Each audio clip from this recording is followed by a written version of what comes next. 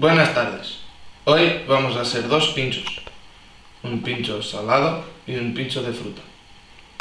Vamos a empezar por el pincho salado. Tenemos que tener lechuga, pavo o tostas, jamón, queso, salchicha, aceite de oliva o vinagre. Mi pincho tiene por la base pavo.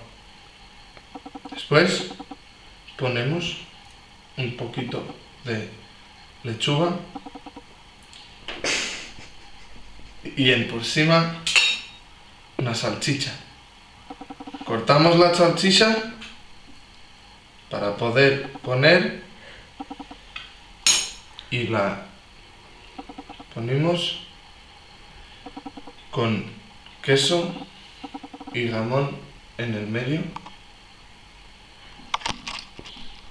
y después de hecho podemos acortarlo así para que la presentación sea más guapa.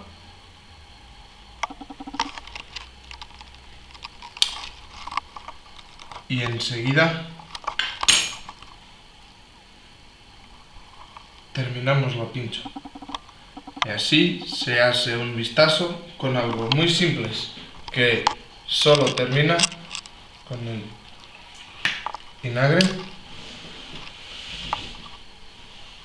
para la dulceva y el aceite.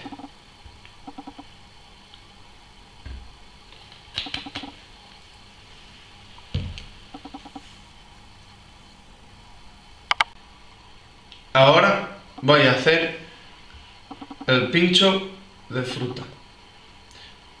Tenemos que tener manzana, kiwi, mandarina y nuez.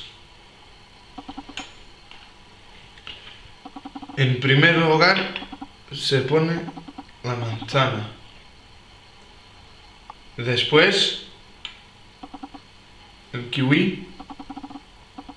Y enseguida la mandarina.